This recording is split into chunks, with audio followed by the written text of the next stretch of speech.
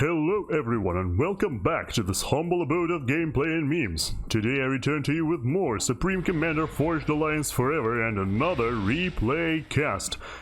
This time it is going to be a 5 versus 5 on the map called Endymion, which is a 10x10 map with 58,000 reclaim on it, so this is a map I've never seen before, but the important part is that its layout is extremely interesting.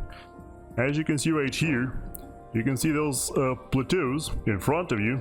These are not accessible by land, and both teams have two players in a position where they literally cannot reach down from these plateaus by land, only by air, or, you know, in turn they cannot be reached just as well for the exact same reason. And also, yes, in the middle of the map there are also, or close to the middle, there are also similar plateaus with similar accessibility, except not as large, not as resource rich, but yet still very much worth occupying. So yes, a new map. I've never seen this one before watching this replay, so it's going to be extremely exciting for yet another reason. Yes.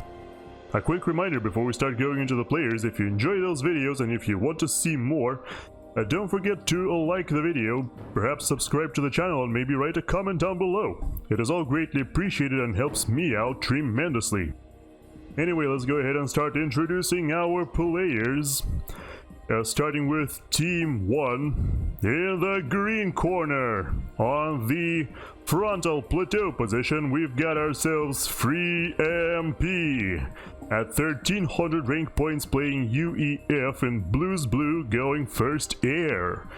Already some deviations from what we normally see, and it's just the first player in the match.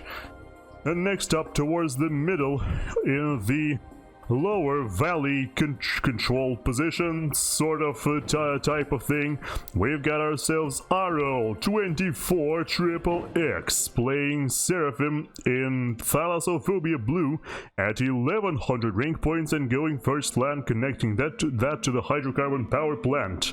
Which, by the way, it seems like, yes, pretty much every starting position on the map has access to the hydro, so no surprises are going to be there, at least in that regard, but overall, really convenient for our players.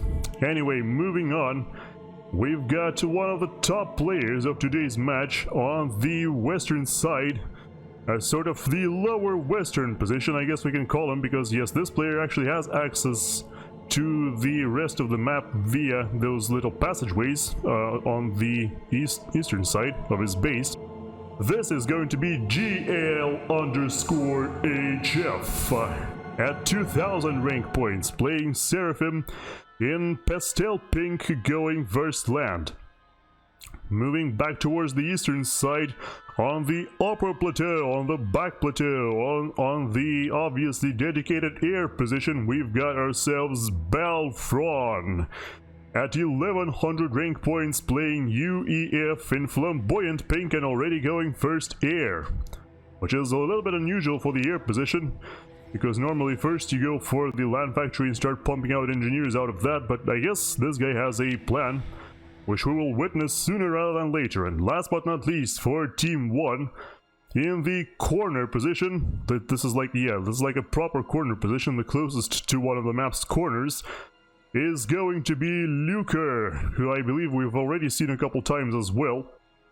He has currently 1900 rank points, at least as of this recording, at least as of this replay I should say, and he is playing Seraphim as well in emerald green, going first land. So overall, we've got a team composed entirely out of UEF and Seraphim. This is going to be really interesting, especially considering the opposing team is a little bit more diverse. But speaking of the other team, in the white corner, on the frontal plateau position, or side plateau position, depending on how you look at it, we've got ourselves, who is this again? It's a guy with an unpronounceable name, TihioniMartiniRU, at 1200 rank points, playing Cybran in power play purple, going first air. So yes, both the side plateau players decide to go for first air. Probably worth noting On the middle lower control position, we've got ourselves CubeMD at 1500 rank points, playing Cybran in wet concrete gray, going first land. On the lower plateau position, so to speak, we've got ourselves Vangerful at 1200 rank points, playing UEF in rusty railing orange, going first land. On the air position or rear guard plateau position, we've got OrdoReductor. I wonder if this is a Warhammer 40,000 reference or not, because I don't fully get it. At 1100 rank points, playing Cybran in winter wipeout white, and yes, like I said, going first land, in comparison to his direct counterpart on the opposing team, who is going first air. And last but not least, for this team and for this particular match, we've got the star player of today's game. It's going to be lilSid. Yes, the famous lilSid, who always flames his teammates to hell and back, is going to be participating today. And we'll see what he's going to accomplish, because he's got quite a lot of weight on him, considering he's the top ranked player on not just on his own team, but in the entire game. And unlike the opposing team, there are no allies who are even close to his rank in this case. He is playing Aeon, the only Aeon in the game, in Color Confusion Cyan and going first land. Alright, now that all the player introductions are out of the way, let us speed the game up slightly and see what our players are going to do. So, starting out, of course, engineers already coming out, constructing hydropower plants. Not much else they are doing for now. It looks like some engineers are already being sent out to reclaim, because yes, there is plenty of reclaim, like we've said before, like we've discussed before. 58,000 base reclaim scattered all over the map. We can zoom out just in case and see. Yep, there you go. A whole bunch of rocks everywhere, as well as trees. So yes, plenty to go around, plenty to reclaim. Also, these rocks look extremely peculiar. I guess those are big mass chunks, 74 apiece. Definitely should consider reclaiming those as well, as soon as possible, as long as you can fit them into your storage, of course. Anyway, so we are already seeing drones out of Balfron. Actually, the air factory has been paused. It is currently upgrading to Tech 2, interestingly enough. I am fairly certain you haven't got nearly enough energy to do that, my dude. Yeah, just one hydro and 4 power plants or power generators. Well, it might be enough depending on what else you're doing, but it looks like he decides it isn't enough and just goes for some extra power at first. We've got our first transports going out, already landing on the outer smaller plateaus. But what is this now? Oh, it's a bomber out from GLHF. Has it racked up any kills yet? Yes, already 2 kills. It stole from Tihioni, or whatever you want to pronounce it. Oh, yep, yet another kill, 2 kills. So 4 kills in total. A really good bomber so far, but it's not done yet. Oh, it's showing no signs of stopping at all. He's going straight for the main base of OrdoReductor now. Let's see how many engineers can claim this way. Up to down go 2 more engineers. A transport is nearby. An interceptor out from GLHF is engaging that transport. Yep, another engineer goes down at the lower plateau where it just landed. And now it seems like, oh, yep, another bomb has been dropped on the 3 power generators. It seems like that's going to be the next target, because 1 more bomb destroys 3 more power generators.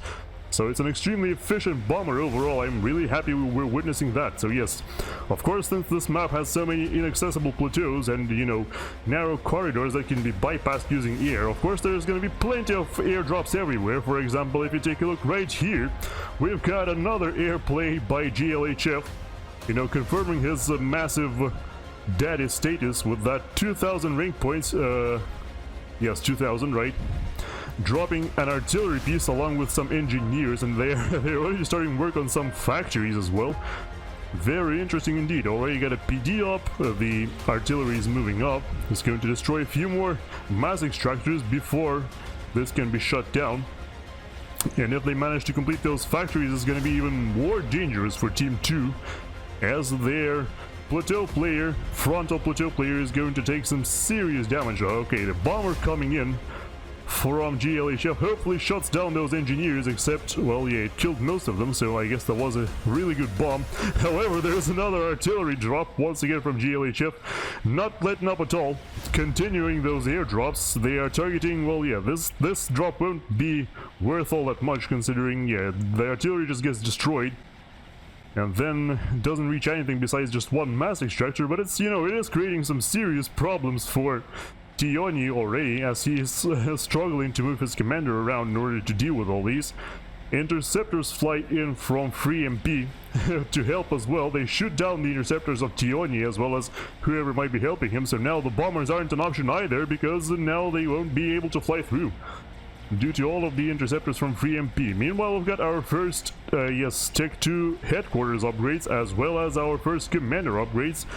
T2 for Vangerful, gun speed and range for CubeMD, as well as gun speed and range for his direct counterpart Aro.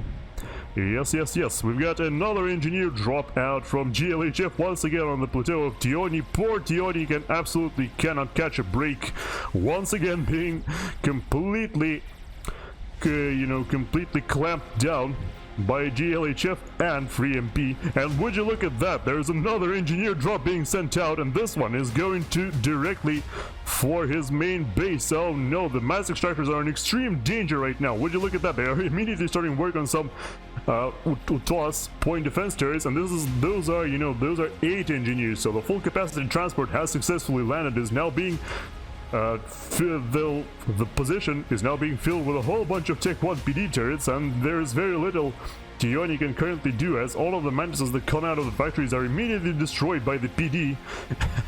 And it's very hard to say what kind of relief Tihionii can get a hold of right now, because yes, his commander is all the way up north trying to deal with all those factories that have unexpectedly popped up. The factories will probably be destroyed, but this is also a really big problem. Finally, some artillery pieces come out of the factories and destroy the remaining engineers, but not before his sole area factory is gone. Oh, but in the meantime, CubeMD gets destroyed by Aro. Oh no, we missed that.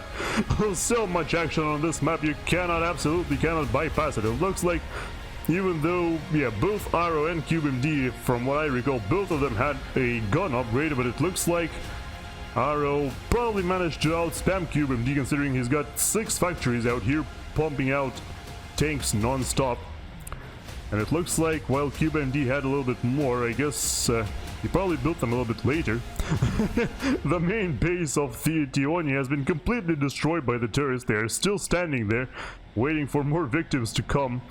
Yes, his commander needs to get on there and deal with that pronto, but in the meantime, we've already got our first ejection 9 minutes in.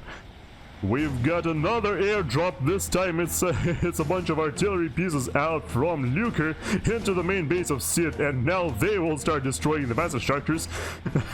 Lyuker will be like, well, you did well, my dude GLHF, now it's my turn to destroy. Oh, destroy the T3 power generator. And before these artillery pieces get cleaned up, they do manage to bag themselves a massive T3 power generator. I'm sure Sid is extremely unhappy with that outcome, probably just completely fuming right now. Thankfully we can't hear it, although I guess some people might be into it, but yes, indeed. That was some devastating losses for both Sid and, of course, CubeMD being eliminated from the game, Tihonii's main base being completely destroyed. Not looking good for Team 2 so far, I gotta tell. And now there is a big incursion from Aro's forces into the base of Sid as well, or former base of CubeMD, but now they will reach Sid's positions as well. You can see engineers and factories already being destroyed. Sid is now queuing up some factories for defense, but I wonder if it's gonna be a little bit too late. We'll see about that. Yet another airdrop coming out. This one is pausing before choosing its targets. Looks like this is actually gonna go for the main base of OrdoReductor this time. Which, by the way, Reductor has already reached T3 air. Well, yes, not exactly. He's still working on a T3 power generator. The artillery pieces are definitely going to land. Now, they will be met with some tanks, which means you can kill them relatively quickly. But before that, they might be able to take out a few mass extractors. Let's see. Okay, they're hitting shields for now, which is not that good. They are spreading out though, so very nice micro by Lyuker. It looks like, yeah, it looks like they've mostly got cleaned up and without too much trouble. They have destroyed, yes, one mass extractor on the northwestern side. Yeah, looks like that's about it. In the meantime, shield upgrade being queued up by Vangerful. Interestingly enough, he's already got T3 engineering suite, so he might be planning something extremely cool as well.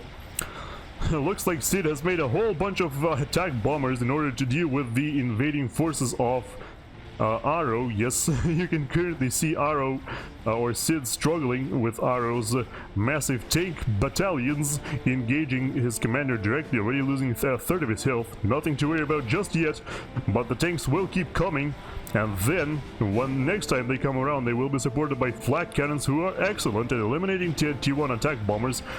It looks like there was an attack on the base of FreeMp as well. He's lost a few mass extractors. Must have been a counter-artillery drop by one of the players on Team 2, we'll see about that. Or maybe you have seen on your minimap, you know, since you have the access to minimap, even if I can't see that. Oh no! A single fighter out from Balfron flies in. Well, it actually didn't do anything because, yeah, there was a T3 SAM launcher, of course, Sid being very famous for his SAM launchers, landing, you know, building them as fast as possible. But what is this? Oh, yep, here you go. Vangerful actually drops his commander with a T2 transport on top of the base of FreeMp, on top of his commander directly. In fact, it looks like, yes, he's constructing a whole bunch of Tech 1 PD turrets. He's actually, yeah, reclaiming the opposing engineers, and he's also dropped a couple of mobile shields for himself in order to protect from the attack bombers or strategic bombers, which are currently flying overhead. Yes, there was a strategic bomber out from Lyuker, which is, I think it's still in the area. I can't see it right now though, but there is a massive air engagement going overhead. Yep, there you go, there down goes the strat bomber. It looks like, yes, Vangerful has already taken over the south of FreeMp's base. Yes, there is another strategic bomber. It's still being protected by fighters, but now fighters out from Sid being sent as well. They should shut this bomber down, or not. Or maybe Vangerful himself will just build a flare. No big deal. Now no more bombers can harm him. At least not one bomber at a time. It looks like that transport was being sent out by GLHF in order to try and evacuate FreeMp perhaps, but it was way too late because there are fighters from Sid as well as Reductor flying overhead. They won't let you get away that easy. Even if there are allied fighters present in the area, that is still no guarantee that potentially that you can still get away safely. Just 2 fighters will be enough to shoot you down like in like 2 seconds, so can't really rely on that. You can see, yes, a whole bunch of T2 PD being constructed by Vangerful, already building T2 mass extractors in the enemy's base. The audacity of this man, holy moly. Not just dropping in with T3 and shield, but also building T2 mass extractors directly on the front line, my lord.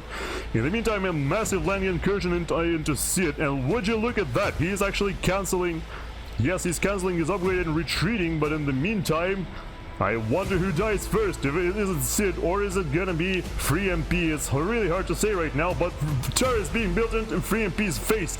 The shield is about to collapse any second now, and down he goes. Yes, there you go. Down he goes. But we can't get distracted yet because Sid is also being overrun. He's reduced below 3,000 health, already down into 2,000 health. Some turrets being constructed to support him, but his commander is alone without any tanks or any attack bombers. This does not look very good for Sid. He's being fired upon by Ilshavels. Boom! Pop goes Sid. Oh my god, I'm so sorry about that. Wrong button. Yep. Just watch the pretty explosion. As we're experiencing our 3rd ejection in the game, this time Sid gets knocked out, the highest rated player in the game. I was gonna say the best, but you know, that's always debatable. And now Arrow has pretty much free reign in the middle part of the map. You know, all of the land, all of the areas accessible by land are now very easily could fall under Arrow's control, considering there's very few resistance left on the ground. Very little, I should say.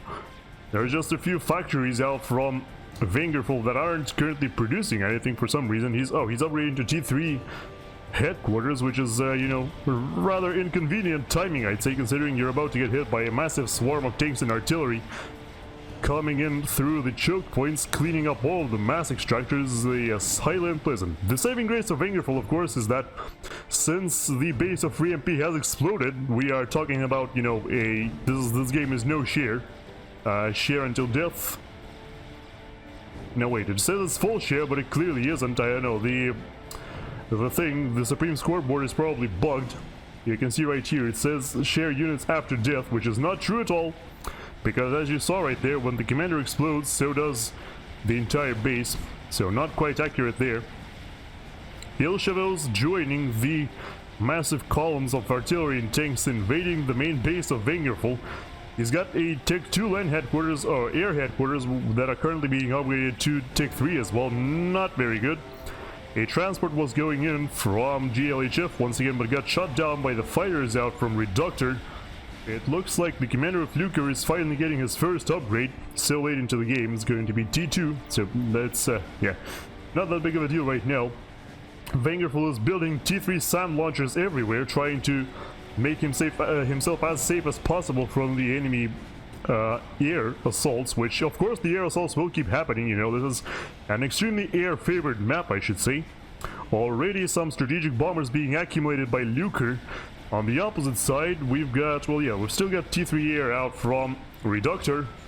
Vangerful was attempting to construct that, but it's currently being delayed. He did, however, manage to upgrade his land headquarters to T3, and now some Titans being produced, and the Titans are running down the opposing lilSidlil, no problem. Yes, with the Titans being pumped out, Aro himself needs to advance to T3 in order to contend with them, because just artillery and lilSidlil are not going to be enough. The Titans already securing choke points, and soon the pushback will start. Meanwhile, T1 attack bombers being sent by Tihioni against the forward positions of Aro. It's not working too well because there are plenty of anti-air turrets, and it looks like Lyuker is in control of air. Actually, on the topic of air, if we click on the air limits, yeah, we can see that Lyuker has way more fighters than Reductor does, so yes indeed. It seems like Lyuker is in the lead now, especially considering, you know, he's got Balfron helping him as well. You can see right here, it's gonna be a little bit hard to tell the difference between Balfron and GLHF, but we're gonna try our best, right? That's what you can do. All you can do is your best, indeed. And it also looks like the strongest economy in the game right now is Balfron on the rear guard position, so I guess, yeah, this is supposed to be like the most secure position, the most carry-like position, because you can upgrade your T3 mass extract, or your mass extractors to T3 with relative safety. As long as, you know, you don't get airdropped like our friend Tihioni did at the beginning of the game. Tihioni himself, meanwhile, is working with a Tech 2 land headquarters, interestingly enough, so he's decided that, you know, high-tech air alone isn't enough. You gotta have some high-tech land as well. Strategic bombers now being produced by Reductor as well, already working with, how many is that? 3, right? 3? They are flying directly into the enemy fighters, though. That is not what you want to see. I'm sure that was an honest mistake. Happens all the time. Sorry about that. Vangerful is power stalling like mad, meanwhile, yes, minus 1,000 per second.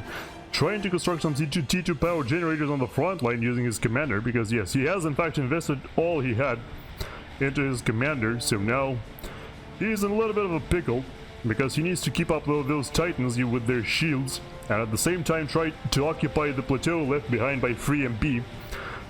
So all of that takes a fair bit of energy, and he has to, he has to produce some energy output on the front line, because that's where most of his build power is, his commander. If you didn't know, the Tech 3 armored command unit, you can see right now at the bottom left corner, the T3 ACU has 100 build power or build rate, compared to the build rate of a Tech 1 engineer, which is 5, or a Tech 3 engineer, which if we can find, I could tell you, but I can't right now, so yeah, 30. So while a Tech 1 commander has the same build rate as 2 Tech 1 engineers, a T3 commander has more build rate than 3 T3 engineers. Very much an extremely powerful upgrade, one that is often overlooked, but it really shouldn't be, because yes indeed, you can achieve some serious things using it. The fighters of Lyuker, meanwhile, are just sitting in the middle of Aro's base, just conserving fuel. Aro himself, meanwhile, working on a filth already halfway complete. I wonder if he can afford that. Minus 58 mass, minus 100 mass per second in deficit. Well, hey, kind of, I suppose. Not going to be completed very fast, but oh, would you look at that? The strategic bombers out from Reductor they seem like they're making a move, and at the same time the bombers out from Lyuker are also making a move. So Lyuker's bombers are going directly for the commander of Vangerful. Let's see how much damage those can do. Okay, they're dropping the bombs. They're crossing paths directly with the bombers of Reductor. Yep, you know, like in that meme where two people driving cars on the opposite sides just suddenly recognize each other. That is exactly what's happening. The strategic bombers are being sent after the enemy strat bombers. All the fighters of Team 1 are in the area, but the bombers do manage to drop their bombs, and that is going to be the end for Lyuker. The second best, or the third highest ranked player in the match, gets obliterated by his 1100 rank point counterpart from the opposite team. It's actually not a counterpart, because, you know, the real counterparts here are Balfron and Reductor, but you get my point, you know. An 1100 air player outplaying a 1900 air player. And yes, Lyuker is no more. And his base is now up for grabs. I wonder if Vangerful is going to drop his own commander there, or although he should be extremely careful, he was reduced below 1000 HP with the bombing run out from Lyuker. He got extremely lucky that, you know, he survived, but basically survived by the skin of his teeth, for all we know, as far as we are concerned. Alright, so we've got some Titans running around now out from Reductor, unless those have been... wait, oh, Reductor is Cybran, so those have been given out to him by Vangerful. Vangerful holding down pretty well, but that might change relatively soon because there are now Othum, T3 tanks of the Seraphim in the area. Those could contend with Titans actually really well. Othum's match up pretty well against Titans because they have more health, they have more DPS, and they win mass for mass against Titans, at least from what I remember. The Titans do have a speed advantage, so they can take some damage and run away, and their shields will regenerate faster than the health of the Othums, but is that going to be enough? Not entirely sure. Alright, meanwhile we've got a fire-based war going on between two plateaus. Yes, Tihioni has constructed a whole bunch of T2 artillery installations on his own plateau, and now they are firing upon the main base of GLHF. So found another valid strategy, which is to build a fire base in your main base and fire directly into the enemy's main base. Brilliant. Although it should be noted that GLHF is working on an Awasa, which is almost done. So this Awasa could very easily turn the tide of battle, as long as it drops its bomb on one of the important enemy commanders like Reductor, along with its own, you know, wreckage. That could change the game back into Team 1's favor, because currently I would say it's relatively evenly split. The filter for Aro has been of course finished, but it's no time for the filter right now, because the strategic bombers out from Reductor are coming in. They are dropping their bombs on the commander of GLHF. The Awasa is almost done, but not quite. Awasa, are you done? Hard to say. Nope, it's not. It's still, the cloud is still there. The bombers will come in for the second pass. This time I'm not gonna... oh, the strategic bombers are dropping the bombs directly on the Awasa. The fires are flying around, but they are failing to catch the bombers. The bombers are getting away. There are still more bombers coming in. And the commander of GLHF has already been reduced to 4,000 health. More bombs dropping. Oh no, this is the end for GLHF's commander as the Awasa is flying out. Look at this. The Awasa is coming. But it's not going to do anything because you can't control Kate anymore. Oh no, look at this. The bomb drops directly on top of the commander of Vangerful, but it flies through. It's going to fall off the map and do no damage to Vangerful's commander, who is reduced to 6,000 health, but is still very much alive and well. Wow. Wow. Alright, well that was a twist. So many close calls in this game. Now, at this point, the Thilthil Pharaoh has reached the main base of Vangerful and is about to destroy that. No questions asked, no mercy whatsoever. The headquarters going down. If I were Vangerful, I probably would have had another headquarters by now at his new base, because that is inaccessible to the Ethiltha, you know. You can't really drop a Ythiltha on top of here, because, yeah, it can't walk up there. So yes, even though basically the entirety of the middle of the map is once again under the control of Arrow, you can see the blue tide washing over all of the middle areas, all of the choke points being controlled. But still, you know, that doesn't mean they've won the game, because even so, this plateau right here, with the main base of Reductor, is inaccessible. The plateau of Tihioni is also inaccessible for the Ythiltha, so for now what it's going to do is just walk around and be on the cleanup duty, essentially. Destroy all of the remnants of Vangerful or other players that are still left in the middle, in those narrow passageways we've got right here. If I can zoom in, yeah, look at this beautiful map. Is absolutely beautiful, right? Look at this tableland right here. Majestic. Love it. Mad props to the map maker who made this map. I have no idea who that is. If you know, please let me know. Let me know as well, I mean, because I have no idea. Alright, so yes, Vangerful still holding out in his little corner of the world that he took away forcibly from freemp. Actually shooting at the forward positions of Balfron, who is now taken over Lyuker's former base. In the meantime, Balfron himself has constructed his first Novax defense satellite and is now working on another. So yes, Balfron is going for nuke and Novax.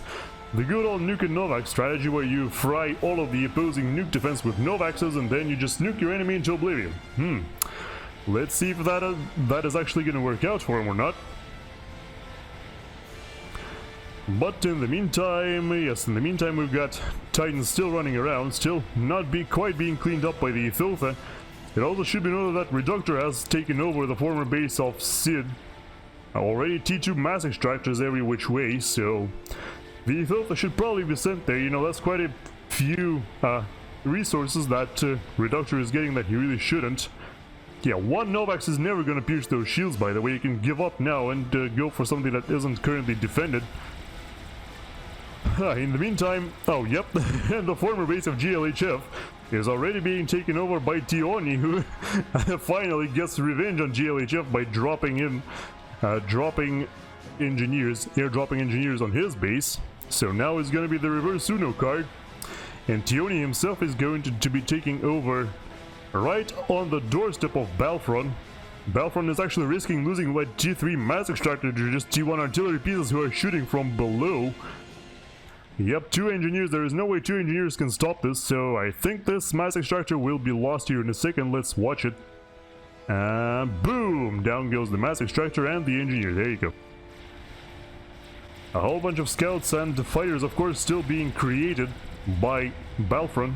A second Novax is up, is probably going the same way as the first one. You can already see that. The Ythiltha is finally reaching the expansions of Reductor. Look at this beautiful shot of the Ythiltha obliterating everything. No chance whatsoever, but I don't think he was really waiting for that. Balfron was saying, by the way, yes, Balfron has no sound. Sometimes in Forged Alliance Forever you have this bug where your sound in the game completely disappears and there's nothing you can do. The only thing you can really do is reload your game and turn up the sound device of your PC, and then reload the PC and then turn the sound device back on. At least that's what worked for me. But look at this, there is now a battery of 6 tactical missile launchers, and they are now launching their missiles at the nuke launcher of Balfron. Now this could be interesting. It looks like there is no TMD, even though some of the missiles have exploded for some reason. It's not entirely clear why they've exploded. 2 more missiles are coming in, and these are gonna clip the nuke launcher, destroy that, and then destroy also 2 power generators and a T3 factory. Okay, that was a really nice missile barrage out from Tihioni. Here you go. There's a nice close-up shot of the missiles, of the missile launchers, I mean. He's also got a stealth generator, so I'm not entirely sure. Okay, so the enemy team knows about the launchers, even though the stealth generator is there, but hey, I guess it's doing something. I wonder if the missile launchers can get some more kills in here. They might be able to... what? Oh, they destroyed a radar. Actually couldn't see if that was a T2 or T3 radar, but still a pretty big loss, I'd say. For some reason, Balfron is building tactical missile launchers of his own. Not entirely sure what that is about. He's finished his third Novax station just now, so 3 satellites. He's still furiously trying to attack Vangerful, except this time it's actually working. You can see all the shield generators have been destroyed. Balfron is now reduced, Vangerful is now reduced to just 1 power generator. No, you cannot construct more shield generators under Novak's fire, because yeah, this is exactly what's gonna happen. You will never finish any of them, so might as well give up now and work on something else, like airdropping extra shield generators from somewhere else. I don't think he has those though. Nope. Yes, as the Novaxes are taking turns firing upon their target, they basically have an infinite firing cycle, well, where they will never stop. I think it's doable with just 3 satellites. I could be wrong though. Yeah, all of the T2 artillery installations that Vangerful has built are still trying to penetrate the main base of Arrow, but they are, yes, very expectedly failing because there are multiple T3 shields in the way. Still, they could break through those shields on a couple occasions, but there are so many shields I don't think it's gonna matter.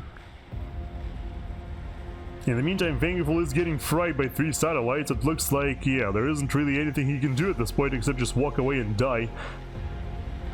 GLHFs is saying 2 off shield. Yeah, the airdrop, the expansion of Tihioni has been cleaned up by the infinite artillery hordes of Arrow. I wonder where the filter is now. I can't actually see it. Let's actually check it out. If we do it like this, we can see that the filter is actually... Oh yeah, it's standing in the south western corner, still trying to ensure that no more airdrops can happen. Yep, so Vangerful does in fact die to Balfron. The beautiful satellites are still pulverizing him, and now they will go for another target, which is presumably going to be the main base of OrdoReductor. We'll see about that. OrdoReductor himself, however, in the meantime has constructed a whole bunch of strategic bombers. If we can check it out real quick, 15 strategic bombers, so he could very well try to kill Balfron right now and turn the tide of the game once again, because, you know, those 3 Novaxes are in fact extremely annoying. Oh no. He's building stealth, but stealth don't help against Novaxes, my dude.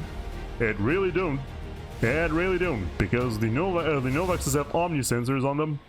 The satellites do. They see everything, even cloak, even the Cybran cloak won't help against them. Not just the Novaxes, the bombers are coming in.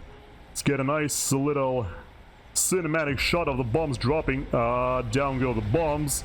However, the bombers, it seems like the bombers had a really bad turn. Yeah, the bombers failed to fly off the map, and instead they flew towards they took a right turn, which meant they were chased down and shot down by all of the fighters. Oh man, that sucked. That could have been so good too. He's just got 9,000 health. If the bombers were sent off the map and then they came back and dropped another barrage of bombs once again, I think they had a chance of killing him, because, you know, his shield is gone right now. So, and this shield is heavily reduced, almost depleted as well. But nope, all the bombers go down, and now it looks like the Novaxes are cleaning up the mass extractors of OrdoReductor. Ouch. Extremely unfortunate, I'd say. The missile launchers have been paused, so they aren't producing anything. In terms of mass income, we can see that Arrow is actually leading the charge, as expected, of the man who controls basically, I want to say, 60% of the map on his own. Look at this. The entirety of the middle, besides the plateaus, is in complete and utter control of Arrow. So, yeah, there are 3 plateaus that aren't under his control. Everything else he has in his pockets. And that's just wonderful, you know. Yeah, the commander of OrdoReductor has relocated back to the main base. It's not clear what he's gonna do next. Maybe he could go for Telemaser. I mean, yeah, if it's not cloak, you know, I don't think it's cloak. I think it's just stealth. So if he just has stealth, he can cancel that and then go for a Telemaser first. Maybe that could work, as long as Team 1 doesn't see that. But oh, here we go. The Novaxes are now upon the base of Tihioni. His commander is actually kind of like outside the shield, I want to say. Upgrading some mass extractors to T3. Yeah, it's about time when you're like... when one of your opponents has twice your mass income, it's probably about time you upgrade your extractors to T3, at least the core ones. A nuke finally being launched by Arrow. After all this time, it is being launched against the main base of OrdoReductor, and I can't see any strategic missile defense anywhere. His commander is getting airdropped out, so I guess the commander won't be destroyed by the nuke, but everything else will. Boom! I suppose his fighters also survived. Yep, sure did. That's not good. The transports with the commanders, this time it's the commander of TihioniMartiniRU who is flying out. All of the fighters are going after it. Oh, that's not good. Drop it, drop it, drop it! Okay, he did drop it. So, the commander is still safe, but like, what do you do next? He just airdropped in enemy territory, essentially. The filter right here could just run him down and kill him. I'm not entirely sure what the plan was there. And he's now getting blasted by all the Novaxes. Ow, that is not good. Already reduced below half health, and he control K's out of the game. Well, now I guess it's just a Reductor left with just his mass extractors, and there we go. Reductor also control K's out of the game. Well then. Whew, what an epic game of Supreme Commander that was. Oh my god, all the airdrops, all the snipes in the world. My goodness. Yep. So, overall, I'd say this is a completely amazing map. Fourth Novax finished, by the way. Yes, so I'd say it's a completely amazing map because you can see, you can do so much with air. Like, you can airdrop on all of these plateaus, you can completely take over the enemy bases if you airdrop at the proper moment. And yeah, I am really impressed with this map. I enjoyed this immensely, so I hope you did too. And if you did, don't forget to like the video, subscribe to the channel, and maybe leave a comment below. But yes, for now, this is going to be it for me for today. So yeah, I'll be signing off now. Goodbye. Take care, everybody. And I hope to see you soon again on the battlefields of the future.